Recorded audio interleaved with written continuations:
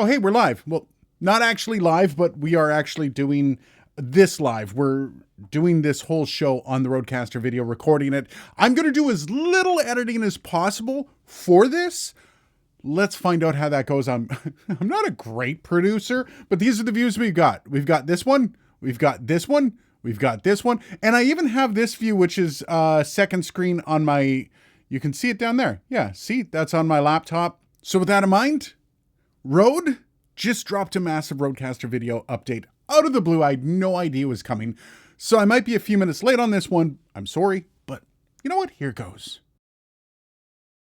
So this is a pretty cool update. Before, you literally had only two options for the HDMI outputs, and that was program or multi-view. But now you can basically assign any input. This has a multitude of solutions for your setup and for a producer. This is absolutely awesome, especially when you're setting up a broadcast. You can see in full screen what the shot is going to look like, which is really cool. Or if you just need a certain view while you're doing your show, also, you can choose what the output is for USB 1 as well, which means you can have complete control what is being sent to an online broadcast platform like Zoom. That's a cool touch.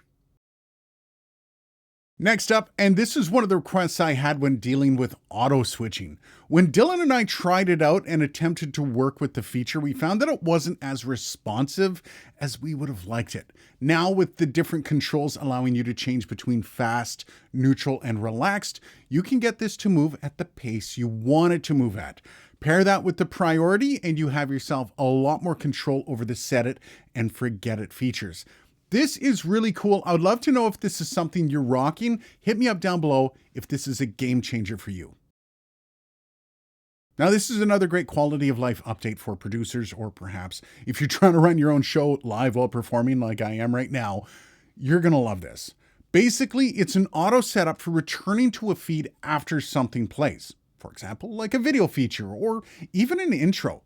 Basically, what this does is it begins a transition at the end of the product based on what your settings are, and when there's a second left in the asset being played, well, check it out for yourself. This video is brought to you by My Medication, because without My Medication, this channel wouldn't have any videos, because my ADHD would take over, and I'd be sitting in a corner crying because there's too many things to do. Again, this video brought to you by My Medication.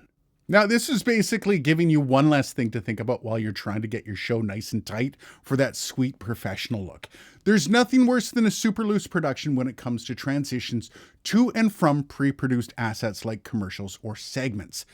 And this fixes that possibility. Setting it up is also super easy. And while I'm doing a live shoot while my wife and child come home, this is fun. This next one, though, is one that I absolutely love. Having some sort of dynamics in your overlays is quite nice. And now you can set it up to transition those overlays, meaning it's not just an on and off thing. And you can move through the overlays a bit smoother. Now, this one is also really easy to set up. You will notice in the overlay setup, there's a new transition setting, and this is all you have to do. Again, with my wife and child upstairs, coming home, great time to be shooting a live video. Now, this one goes hand in hand with the new Switch to feature, but this just basically allows you to choose which audio sends are featured during certain scenes or cutaways. So if you don't want loud Bobby taking over a commercial or laughter that spills into another segment, or maybe family coming home, it's just another feature that gives you less buttons to push when you're trying to get the best production possible.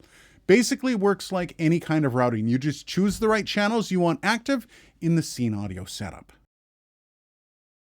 And this one may just offer some better final products. Now you can choose to have higher quality for your program recording. Now, if you're editing in your ISO feeds to fix some bad production, there won't be a gap in that production quality between them. Just remember, this will fill your drive quicker, so make sure you're clearing out old files when you don't need them in there anymore. Or just go out and buy a bigger drive.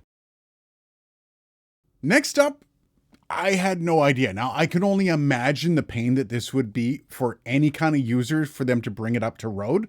But now you can recover files if something happens, like power outages, or even if the drive gets yanked.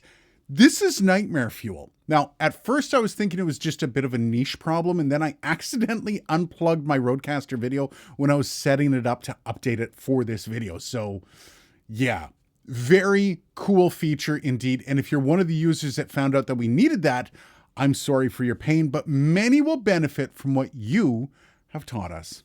Shame. But all in all here, this is just Rode again listening and reacting to viewer feedback. And it's not just releasing a product and walking away. And they aren't just bug fixes either, which is really cool. Let me know though, are any of these going to offer you a better experience? Or perhaps does this now tip you over the edge for finally jumping in with the Rødecaster video? Cheers guys, and thanks for watching.